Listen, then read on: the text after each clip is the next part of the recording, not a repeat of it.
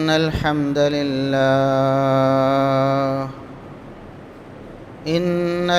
لله نحمده ونستعينه ونستغفره ونعوذ بالله من شرور أنفسنا ومن سيئات أعمالنا من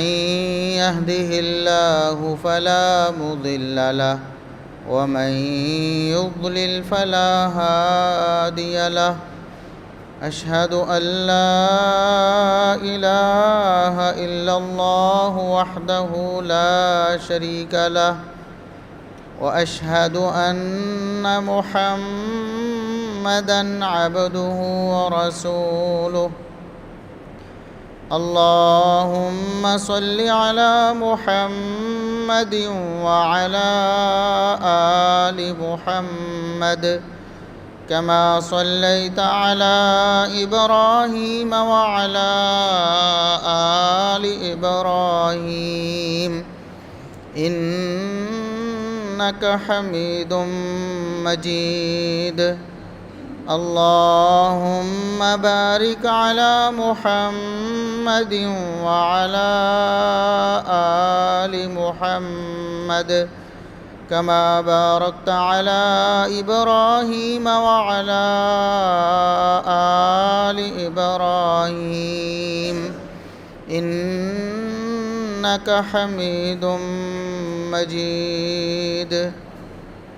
أما بعد فيا أيها الناس ألا إن خير الحديث كتاب الله وخير الهدي هدي محمد صلى الله عليه وسلم وشر الأمور محدثاتها وكل محدثة بدعة وكل بدعة ضلالة أعوذ بالله السميع العليم من الشيطان الرجيم من همزه ونفخه ونفثه بسم الله الرحمن الرحيم وقد نزل عليكم في الكتاب أن إذا سمعتم آيات الله يكفر بها ويستهزأ بها فلا تقعدوا معهم حتى يخوضوا في حديث غيره إنكم إذا مثلهم إن الله جامع المنافقين والكافرين في جہنم جميعا۔ انتہائی قابل احترام بزرگوں، عزیز نوجوان ساتھیوں، معززات و مکرمات اسلامی ماں اور بہنوں، ہر قسم کی حمد و ثنا، تعریف و تمجید، کبریائی، بڑائی، رفعت و عظمت اللہ رب العزت کے لیے جو پوری کائنات کا خالق و مالک ہے۔ بے شمار، لا تعداد، بے حد و حساب درود و سلام پیغمبر آخر الزماں، محسن انسانیت، محسن کائنات جناب محمد الرسول اللہ صلی اللہ علیہ وسلم کی ذات اقدس پر آج ذوالحجہ کے آخری عشرے کے آخری ایام گزر رہے ہیں۔ آج 25 تاریخ ہے اور اگلے جمعۃ المبارک سے پہلے ہی محرم الحرام کا چاند نظر آ جائے گا۔ محرم الحرام کی خصوصیت اسلامی مہینوں میں شرعی حوالے سے صرف اتنی ہے کہ یہ ان 4 مہینوں میں سے ایک مہینہ ہے جن کو اللہ رب العزت نے خاص شرف عطا فرمایا ہے۔ 4 مہینے ہیں جن کے بارے میں آپ بارہا سماعت فرما چکے ہیں۔ 3 مسلسل ہیں، ذوالقعدہ، ذوالحجہ اور محرم، اور ایک ان تینوں سے تھوڑا ہٹ کر ہے جسے رجب کہتے ہیں۔ ذوالقعدہ گزر چکا ہے، ذوالحجہ کے آخری ایام چل رہے ہیں۔ یہ ذوالحجہ کا مہینہ ہے جس میں ہم عید الاضحیٰ مناتے ہیں، جس میں حج کا فریضہ سر انجام دیا جاتا ہے، جس میں قربانی ہوتی ہے۔ اور آگے جو مہینہ شروع ہونے والا ہے چند دن میں، اسے محرم کہتے ہیں۔ تو اسلامی کیلنڈر کے حوالے سے ترتیب دیکھی جائے تو پہلا مہینہ محرم الحرام کا بنتا ہے، جو کیلنڈر مسلمانوں نے بالاتفاق جسے رائج کیا اسلامی تاریخ کو نوٹ کرنے کے حوالے سے، تو محرم الحرام پہلا مہینہ بنتا ہے۔ لیکن حرمت والے مہینوں میں یہ تیسرا مہینہ ہے۔ ذوالقعدہ پہلے آتا ہے، پھر ذوالحجہ، پھر محرم، پھر رجب آتا ہے۔ اور رسول اللہ صلی اللہ علیہ وسلم نے یہی ترتیب بتائی۔ آپ نے فرمایا کہ اللہ رب العزت نے جب سے زمین و آسمان کو پیدا کیا ہے، سال کے 12 مہینے بنائے ہیں، اور ان 12 میں سے 4 مہینے حرمت والے ہیں، جن میں سے 3 مسلسل ہیں، پے در پے آتے ہیں بغیر وقفے کے۔ صحیح بخاری کے الفاظ ہیں ذوالقعدۃ و ذوالحجۃ والمحرم۔ وہ 3 مہینے ذوالقعدہ، ذوالحجہ اور محرم۔ تیسرا نمبر ہے محرم کا ان حرمت والے مہینوں میں، اور چوتھا رجب ہے۔ باقی اس کے علاوہ محرم الحرام کی ایک اور خصوصیت ہے جو اللہ اور اس کے رسول صلی اللہ علیہ وسلم نے ہمیں بتائی ہے کہ اس مہینے میں اللہ کے ایک برگزیدہ نبی موسیٰ علیہ السلام، جن کا فرعون سے مقابلہ تھا، فرعون کی فوجوں سے، تو اللہ رب العزت نے اسی محرم کے مہینے میں یہ کرم اور احسان فرمایا کہ ایک عرصے سے فرعون اور آل فرعون جو مظالم کر رہے تھے موسیٰ علیہ السلام اور ان کے ماننے والوں پر، ان مظالم کا خاتمہ ہوا فرعون کے غرق ہونے سے اور اس کی آل کے غرق ہونے سے، اور موسیٰ علیہ السلام اور ان کی قوم کو آزادی ملی۔ یہ ایک خصوصیت ہے اسی مہینے کی، یعنی اسی مہینے کی تاریخ کا ایک حصہ ہے۔ اور اس حوالے سے اس معاملے کو نہ صرف نمایاں کیا گیا ہمارے دین، ہمارے مذہب اسلام میں، بلکہ موسیٰ علیہ السلام اور ان کی قوم مسلمانوں کو، اس دور کے جو مسلمان تھے، اللہ اور اس کے نبی موسیٰ علیہ السلام کو ماننے والے تھے، ان کو ملنے والی اس خوشی، اس آزادی کو باقاعدہ طور پر سیلیبریٹ کیا گیا۔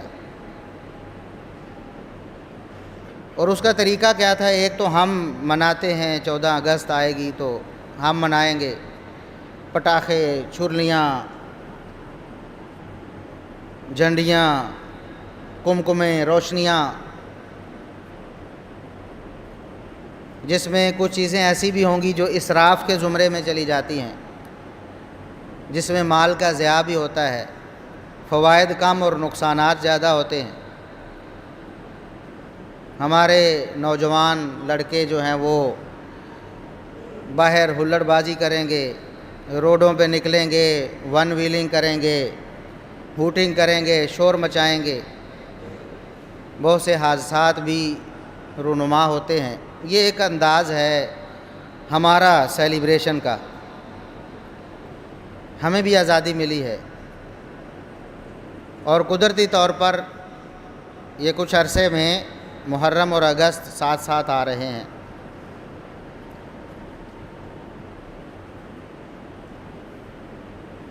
قریب قریب آ رہے ہیں۔ پچھلی دفعہ بھی محرم میں ہی اگست آیا تھا۔ تو ہم دیکھتے ہیں کہ ایک موسیٰ علیہ السلام کو ملنے والی آزادی اور ان کی قوم کو ملنے والی آزادی اور ان کے منانے کا طریقہ، اور ایک ہے ہمیں ملنے والی آزادی اور ہمارا منانے کا طریقہ۔ تو موسیٰ علیہ السلام کو جب آزادی ملی فرعون اور آل فرعون سے، یہ اسی محرم الحرام کی تاریخ کا حصہ ہے، اور یہ ایسا حصہ ہے کہ جس کو شریعت نے محرم الحرام کے ساتھ لازم ملزوم کر دیا ہے، کہ رسول اللہ صلی اللہ علیہ وسلم نے فرمایا کہ موسیٰ علیہ السلام اور ان کی قوم کو جب آزادی ملی تو فصام موسیٰ شکرا للہ، موسیٰ علیہ السلام نے اللہ رب العزت کی دی ہوئی اس نعمت پر شکرانہ کس طرح ادا کیا؟ شکرانے کے طور پر روزہ رکھا کہ اللہ نے نعمت دی ہے، ہمیں خوشی دی ہے، تو میں اللہ رب العزت کے لیے روزہ رکھ کے اس کو خوش کروں، اس کا شکریہ ادا کروں کہ تو نے اتنی بڑی نعمت عطا فرمائی۔ اور آپ کو پتہ ہے فرعون اور آل فرعون کے جو مظالم تھے وہ اس دنیا کی تاریخ، انسانی تاریخ کے بدترین مظالم۔ قرآن کریم نے بھی ان کا نقشہ کھینچا ہے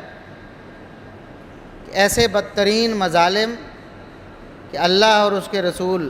نبی موسیٰ علیہ السلام کو ماننے والوں کی نسل کشی تک کی گئی، ان کے پیدا ہونے والے بچوں کو مار دیا جاتا اور پیدا ہونے والی بچیوں کو، لڑکیوں کو زندہ رکھا جاتا تاکہ صدیوں تک غلامی کا یہ سلسلہ چلتا رہے۔ اگر مرد بھی پیدا ہوتے رہے، پھر نوجوان نسل زیادہ ہوئی تو کہیں آزادی حاصل کرنے کے لیے کوئی جد و جہد اور تگ و دو نہ کرے،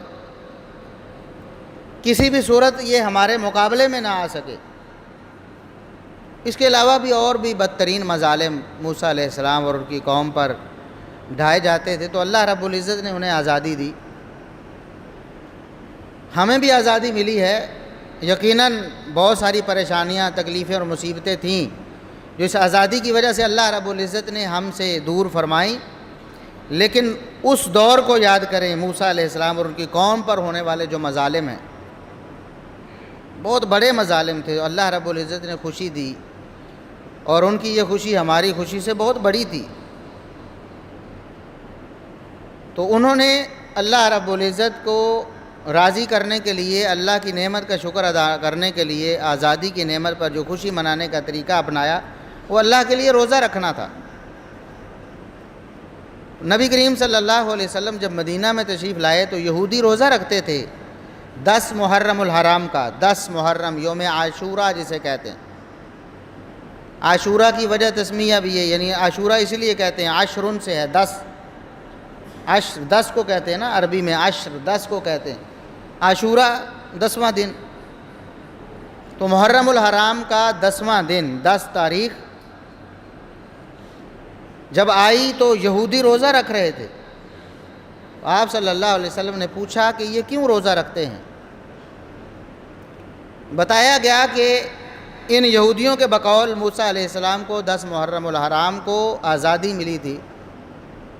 خوشی ملی تھی، نعمت ملی تھی، تو موسیٰ علیہ السلام اس نعمت کے شکرانے کے طور پر روزہ رکھا انہوں نے۔ تو ہم چونکہ یہودی موسیٰ علیہ السلام کے ماننے والے ہیں، لہٰذا ہم بھی روزہ رکھتے ہیں۔ اب اگر یہودی اتنی بات کہتے تو یہ اتنی قابل اعتبار نہ ہوتی کہ انہوں نے اپنی تاریخ کو، اپنے دین کو مسخ کر دیا تھا۔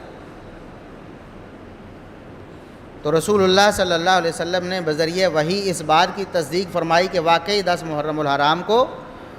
یہ واقعہ رونما ہوا کہ موسیٰ علیہ السلام اور ان کی قوم کو آزادی ملی۔ یہ مہر لگے اس بات کر کے واقعی 10 محرم الحرام وہ دن ہے جس دن موسیٰ علیہ السلام کو یہ خوشی ملی اور ان کی قوم کو ملی۔ لیکن نبی کریم صلی اللہ علیہ وسلم نے ساتھ میں یہ بھی فرمایا کہ یہ لوگ موسیٰ علیہ السلام کا نام لیتے ہیں، صرف نام لیتے ہیں، ان کے نام پر مذہب بنایا انہوں نے، جس طرح ہمارے ہاں بعض لوگوں نے اہل بیت کے نام پہ ایک مذہب بنایا ہے۔ یہودیوں نے موسیٰ علیہ السلام کے نام پہ مذہب بنایا تھا، عیسائیوں نے عیسیٰ علیہ السلام کے نام پہ مذہب بنایا تھا، اور آج بھی اسی مذہب کے وہ دعوے دار ہیں۔ لیکن سوچنے کی بات، غور کا مقام یہ ہے کہ نام رکھ لینے سے یا کسی کے نام پہ مذہب بنا لینے سے یہ ثابت نہیں ہو جاتا کہ یہ لوگ واقعی اس شخصیت کی تعلیمات پر بھی عمل پیرا ہے یا واقعی ان سے زیادہ محبت کرنے والے۔ محمد الرسول اللہ صلی اللہ علیہ وسلم نے فرمایا کہ نام تو انہوں نے موسیٰ علیہ السلام کا اپنا لیا، مذہب انہوں نے موسیٰ علیہ السلام کے نام پہ بنا لیا، لیکن نحن احق بموسیٰ،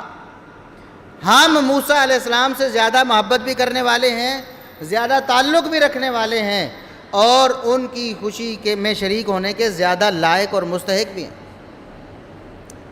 لہٰذا میں محمد الرسول اللہ صلی اللہ علیہ وسلم میں 10 محرم کو روزہ رکھوں گا،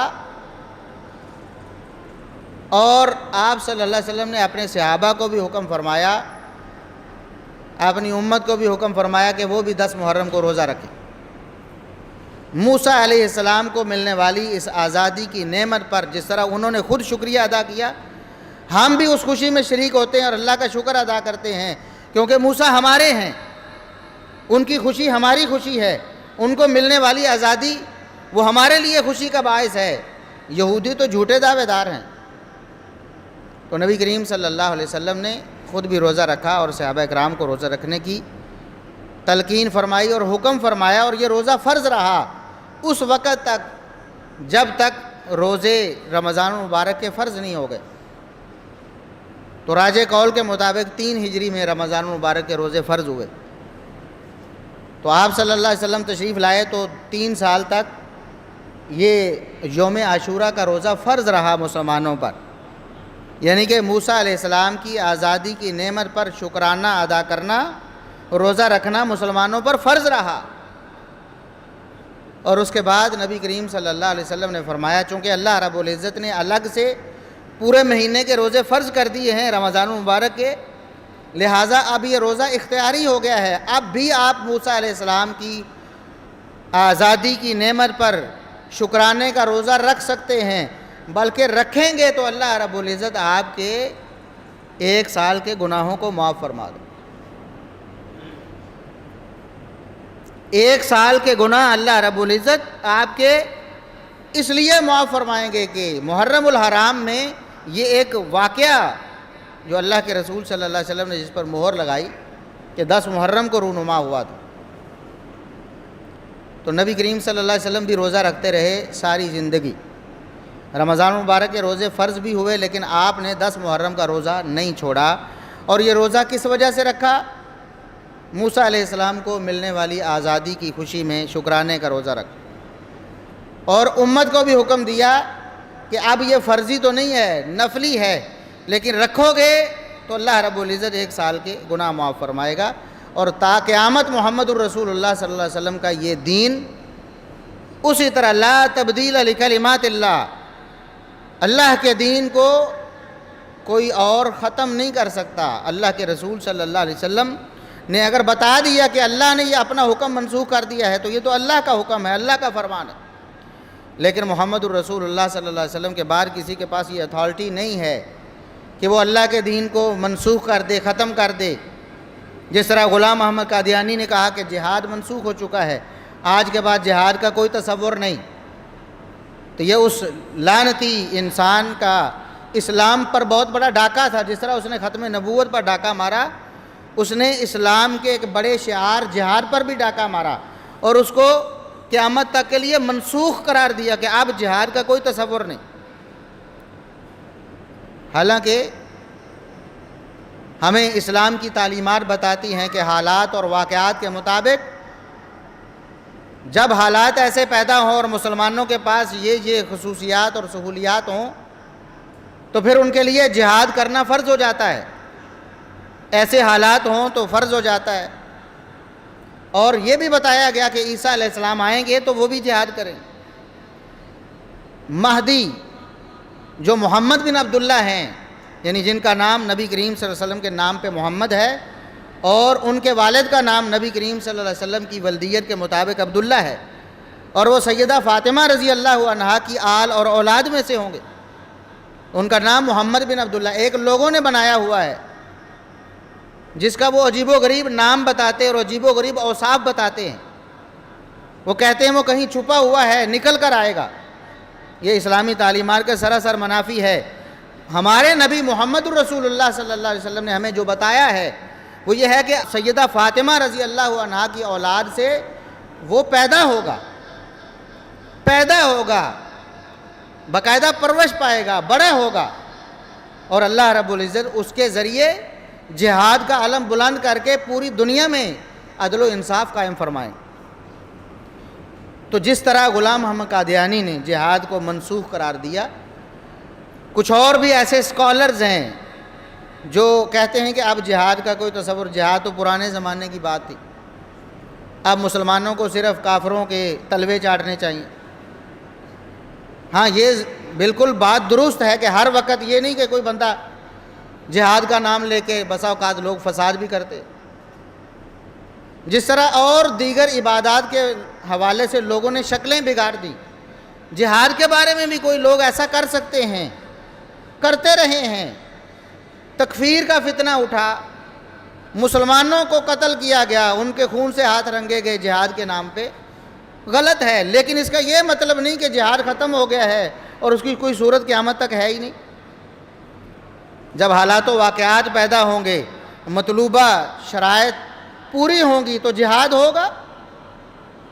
ہوتا رہے گا قیامت تک۔ تو اسی طرح کچھ لوگ جو اپنے آپ کو قادیانی تو نہیں کہتے لیکن ان کے سہولت کار ہیں،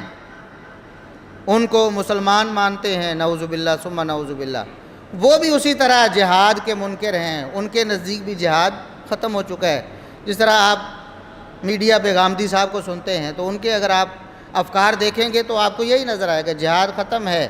بری نظر سے دیکھیں گے اس کو، اور اب قیامت تک کوئی تصور نہیں۔ تو موسیٰ علیہ السلام، اللہ رب العزت نے ان کو خوشی دی، نعمت دی، نبی کریم صلی اللہ علیہ وسلم نے روزہ رکھا اور حکم دیا تا قیامت۔ اللہ کے نبی صلی اللہ علیہ وسلم کے اس حکم کو بھی کوئی منسوخ نہیں کر سکتا، کسی کے پاس اتھارٹی نہیں ہے کہ نبی کریم صلی اللہ علیہ وسلم کے روزے کے اس حکم کو منسوخ کر دے۔ اور اب آپ غور کریں کہ ہمارے ہاں 10 محرم الحرام کو کیا ہوتا ہے، ہمارا دین، ہمارا اللہ، ہمارے رسول صلی اللہ علیہ وسلم ہمیں یہ تعلیم دیتے ہیں کہ 10 محرم کو روزہ رکھو، موسیٰ علیہ السلام کی پیروی کرو، محمد الرسول اللہ صلی اللہ علیہ وسلم کی پیروی کرو۔ لیکن ہمارے ہاں کیا ہوتا ہے، سبیلیں لگتی ہیں نا بھئی، اتنی بڑی نافرمانی محمد الرسول اللہ صلی اللہ علیہ وسلم کی، اللہ کے دین سے اتنی بڑی بغاوت۔ روزہ رکھنا فرض نہیں ہے، نہ رکھیں آپ، لیکن اگر آپ اسلام کے روزے کے حکم کے مقابلے میں لوگوں کو بریانیاں پیش کریں، سبیلیں لگا کر لوگوں کو پانی پیش کریں، اور باقاعدہ زبردستی گاڑیاں روک روک کر لوگوں کو راستے میں، موٹر سائیکلیں روک روک کر راستے بند کر کے پانی پینے پر مجبور کریں، اللہ کی قسم یہ اللہ کے دین سے بغاوت ہے، اور ہمارے دین اداروں کو اس چیز کا نوٹس لینا چاہیے۔ کیوں تنگ کیا جاتا ہے لوگوں کو؟ آپ تجربہ کر لیں، نکلیں 10 محرم الحرام کو، آپ کو زبردستی روکا جائے، ناکے لگائے ہوئے ہیں بھی۔ کیوں؟ نام لیتے ہو کہ ہم اللہ کے رسول صلی اللہ علیہ وسلم کے کلمہ گو ہیں، اور کام تمہارے یہ ہیں کہ اللہ کے رسول کے دین کے خلاف تم نے باقاعدہ متوازی دین بنا لیا ہے۔ ہم نے روزہ رکھنا ہے انشاءاللہ۔ محمد الرسول اللہ صلی اللہ علیہ وسلم نے اپنی حیات مبارکہ کے آخری سال میں فرمایا، لَإِنْ عِشْتُ إِلَىٰ قَابِلٍ لَأَصُومَنَّ التَّاسِعَ، اگر میں اگلے سال زندہ رہا، اب تک میں 10 محرم الحرام کا روزہ رکھتا رہا، اگلے سال میں زندہ رہا تو میں 9 اور 10 دونوں کا، 9 کا بھی روزہ رکھوں گا، 9 کا بھی روزہ رکھوں گا۔ اور سیدنا عبداللہ ابن عباس رضی اللہ عنہما نے نبی کریم صلی اللہ علیہ وسلم سے یہ حدیث بیان کی، اور اس کی تفسیر بھی انہوں نے خود فرمائی کہ رسول اللہ صلی اللہ علیہ وسلم نے یہ جو فرمایا کہ میں 9 کا روزہ رکھوں گا، یعنی 9 کا بھی رکھوں گا، 10 کا تو آلریڈی رکھتا ہوں، یوم عاشورہ وہی ہے، لیکن یہودی چونکہ 10 کا رکھتے ہیں، کہیں ایسا نہ ہو لوگ سمجھیں کہ یہ یہودیوں کی پیروی کر رہے ہیں، تو میں 9 کا بھی رکھوں گا تاکہ یہودیوں سے مخالفت ہو جائے۔ 9 اور 10 دونوں کا روزہ رکھنے کی کوشش کریں اور اللہ کے دین کو غالب کریں، محمد الرسول اللہ صلی اللہ علیہ وسلم کی سنتوں کو دنیا میں عام کریں، ان لوگوں کی پرواہ نہ کریں جو دین کے دشمن ہیں، اور اللہ کے رسول صلی اللہ علیہ وسلم کے دین کے متوازی دین کھڑا کر کے لوگوں کو سبیلیں پیش کرتے ہیں، بریانیاں پیش کرتے ہیں، قطعاً ان لوگوں کی پرواہ نہ کریں۔ اور یہ محرم الحرام ہمارے لیے وہی حیثیت رکھتا ہے جو محمد الرسول اللہ صلی اللہ علیہ وسلم نے اس کی طے فرمائی۔ یاد رکھیں کہ محرم الحرام میں ایک سانحہ رونما ہوا، اور یہ اکیلا سانحہ نہیں ہے، اس سے پہلے بھی اس کے بعد بھی محرم الحرام میں سانحات رونما ہوتے رہے، جن میں ایک سانحہ سیدنا حسین رضی اللہ عنہ کی شہادت کا سانحہ ہے۔ وہ بھی ایک ایسا، اس میں ایسی آمیزش کی گئی اسلام دشمنوں کی طرف سے، ایسے جھوٹ میں لائے گئے کہ صحابہ کرام اور ان کے خاندانوں کو اس میں ملوث کرنے کی کوشش کی گئی، حالانکہ کلیئر کٹ ہماری اہل سنت کی کتابوں میں اور اہل تشیع کی کتابوں میں لکھا ہے، واضح طور پر اعتراف موجود ہے کہ جو شہید کرنے والے تھے کوفی تھے، دھوکے سے انہوں نے بلا کر شہید کیا۔ اور کوفیوں کو کون نہیں جانتا، ان کا تعارف کروانے کی کوئی ضرورت نہیں ہے۔ کوفی کون تھے؟ لکھا ہے اہل تشیع کے بڑے بڑے کبار علماء نے کہ وہ ہمارے شیعہ تھے جنہوں نے شہید کیا سیدنا حسین رضی اللہ عنہ۔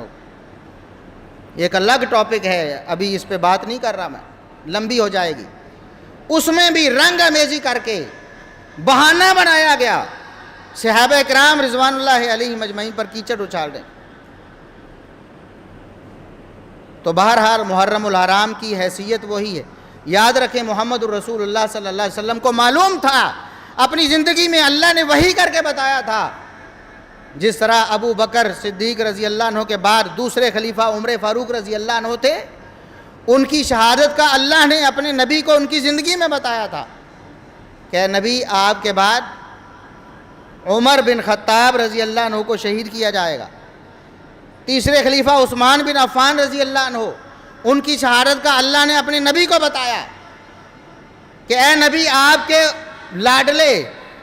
صحابی اور آپ کے دوہرے داماد عثمان کو شہید کیا جائے گا۔ سیدنا علی رضی اللہ عنہ کی شہادت کا اللہ نے وحی کر کے بتایا، اور بخاری، مسلم اور دیگر کتابوں میں صراحت کے ساتھ احادیث موجود ہیں، وقتاً فوقتاً آپ کے گوش گزار کی جاتی ہیں، ان کی شہادتوں کا بھی بتایا گیا تھا۔ اسی طرح سیدنا حسین رضی اللہ عنہ کی شہادت کا بتایا گیا کہ اے نبی، آپ کے نواسے حسین رضی اللہ عنہ کو شہید کیا جائے۔ اس کے باوجود محمد الرسول اللہ صلی اللہ علیہ وسلم نے موسیٰ علیہ السلام کو ملنے والی آزادی پر شکرانے کا روزہ نہیں چھوڑا، ساری زندگی روزہ رکھا، صحابہ کو اس کی تلقین کی، اس کی تبلیغ کی، اور قیامت تک کے لیے اسے 1 سال کے گناہوں کا کفارہ قرار دیا۔ اگر ہم مسلمان ہیں، سچے عاشق رسول ہونے کے دعوے دار ہیں، محمد الرسول اللہ صلی اللہ علیہ وسلم کا کلمہ پڑھنے والے ہیں، تو ہمیں محمد صلی اللہ علیہ وسلم کی سنت پر عمل کرنا چاہیے۔ اسلام دشمنوں کی بنائی ہوئی خرافات، ان کی بکواسات اور صحابہ کرام کی توہین پر مبنی مجالس کا حصہ نہیں بننا چاہیے۔ اور سورہ نساء کی جو آیت میں نے خطبے میں تلاوت کی ہے 140 نمبر، بہت بڑی تنبیہ فرمائی اللہ رب العزت نے،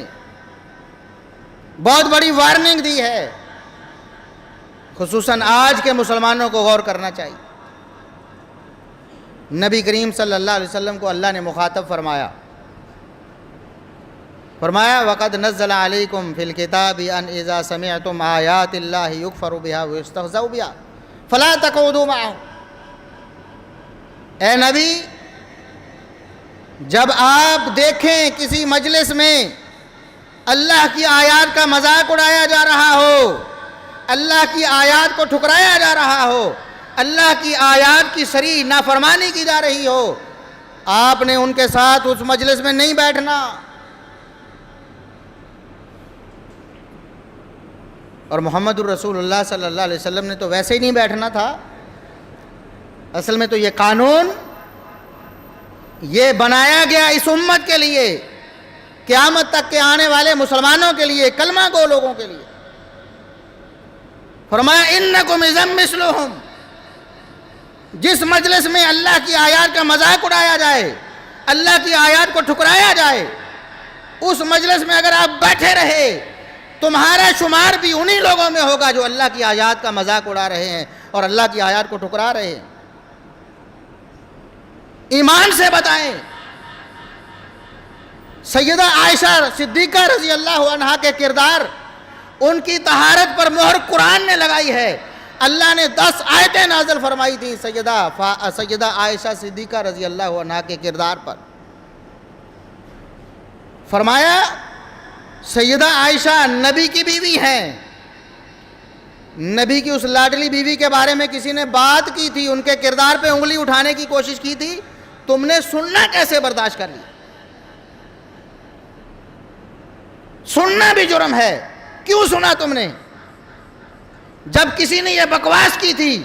تم نے فوراً کیوں نہ اس کا منہ توڑا؟ سبحانک ھذا بہتان عظیم، بکواس بند کرو، سیدہ عائشہ پر یہ تہمت ہے، میں نہیں مانتا۔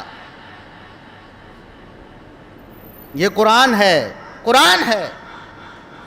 اور اللہ نے فرمایا آئندہ اگر ایسا ہوا سیدہ عائشہ صدیقہ رضی اللہ عنہا پر انگلی اٹھانا تو دور کی بات ہے، کسی نے اگر ایسی بکواس سن بھی لی، اس مجلس کو بھی اختیار کر لیا، فرمایا پھر ایمان نہیں رہے گا، دائرہ ایمان سے خارج ہو جاؤ گے۔ اب اگر کوئی نعوذ باللہ ثم نعوذ باللہ سیدہ عائشہ صدیقہ رضی اللہ عنہا پر بھونکتا ہے، کوئی کتا بے لگام ہوتا ہے اور تم اس مجلس میں موجود ہو، بتاؤ تمہارا حشر انکم اذا مثلہم، قرآن کا فیصلہ ہے تم بھی ان کتوں جیسے ہو۔ خبردار ایسی کسی مجلس کا حصہ قطعاً نہیں بننا، اللہ رب العزت نے منع فرما دیا اور سختی سے منع فرما دیا، انکم اذا مثلہم۔ اور یہ انداز اللہ رب العزت نے یہود و نصارہ کے بارے میں اپنایا ہے کہ یہود و نصارہ سے محبت نہ کرو، اگر ان سے محبت کرو گے تو تمہارا بھی شمار انہی میں ہو جائے گا، اور یہی انداز اللہ رب العزت نے یہاں اپنایا ہے۔ فرمایا کہ اگر تم اس مجلس میں بیٹھے رہے تمہارا بھی شمار ان میں ہو جائے گا۔ ایسی بات جب تک کسی مجلس میں ہو رہی اس مجلس میں آپ جا بھی نہیں سکتے، اس مجلس کا حصہ نہیں بن سکتے۔ تو ہمارے ہاں عموماً اس کو رواداری سمجھا جاتا ہے کہ ہم جی ان کی مجلسوں کے حصہ بنتے ہیں، ہم تو ان کی مجلس جا کے سنتے ہیں، یہ آپ کے ایمان کا کباڑہ ہے۔ خبردار ایسی کسی مجلس کا حصہ نہیں بننا جس میں صدیق کی صداقت کا انکار کیا جائے، جس میں فاروق کی عدالت کا انکار کیا جائے، جس میں عثمان کی سخاوت کا انکار کیا جائے، جس میں علی کی شجاعت کا انکار کیا جائے، جس میں سیدنا معاویہ کی سیاست کا انکار کیا جائے، جس میں ابو ہریرہ رضی اللہ عنہ کے علم کا انکار کیا جائے، جس میں امہات المومنین کی کردار کشی کی جائے، ایسی کسی مجلس کا حصہ آپ نہیں بن سکتے، ورنہ آپ کا شمار بھی ان بھونکنے والے کتوں کے ساتھ ہوگا۔ اور ہمارے اداروں سے اپیل ہے کہ ہم امن پسند لوگ ہیں، ہم فساد اور انتشار نہیں چاہتے، اس کی دعوت بھی نہیں دیتے، لیکن ہمارے اداروں کے علم میں ہے کون کون کتا ہر محرم الحرام میں بے لگام ہوتا ہے اور صحابہ کرام پر بھونکتا ہے، امہات المومنین پر بھونکتا ہے۔ ہمارے اداروں کے علم میں ہے، ہماری آرمی کے خلاف، ہمارے چیف آف آرمی سٹاف کے خلاف اگر کوئی بھونکے راتوں رات اٹھا لیا جاتا ہے۔ لیکن امہات المومنین اصحاب رسول جو ہمارے دین کی اساس اور بنیاد ہیں، جنہوں نے ہمیں یہ قرآن پہنچایا ہے، جن کے ایمان کا انکار کر کے، جن کی عدالت دیانت کا انکار کر کے قرآن کریم پر ایمان نہیں رہ جاتا۔ ابو بکر نے جمع کروایا قرآن، عثمان بن عفان نے پوری دنیا میں پھیلایا یہ قرآن، جو ان کو کافر منافق کہتا ہے نعوذ باللہ، وہ اس قرآن کو کہاں مانتا ہے؟ تقیہ بازی سے کام لے، جھوٹ بولے، دھوکہ دے آپ کو۔ منافقین عبداللہ بن ابی کی نسل میں اس کی ذریت ہونے کا حق ادا کرتے ہوئے آپ کو دھوکہ دے، الگ بات ہے۔ ہاں اگر کوئی کہتا ہے کہ میں ابو بکر و عمر و عثمان و علی رضی اللہ عنہم سب صحابہ کی عزت کرتا ہوں، سب صحابہ کا احترام کرتا ہوں، امہات المومنین میری مائیں ہیں، میں اپنی ماں سے زیادہ ان سے محبت کرتا ہوں، میرے ایمان کا حصہ ہے، میں اصحاب رسول کے خلاف بکواس کرنا ایمان کے منافی سمجھتا ہوں، اور مجھے اہل بیت سے محبت ہے، تو ہمیں بھی محبت ہے، وہ تو پھر اہل سنت ہے، یہ اہل سنت کا موقف ہے،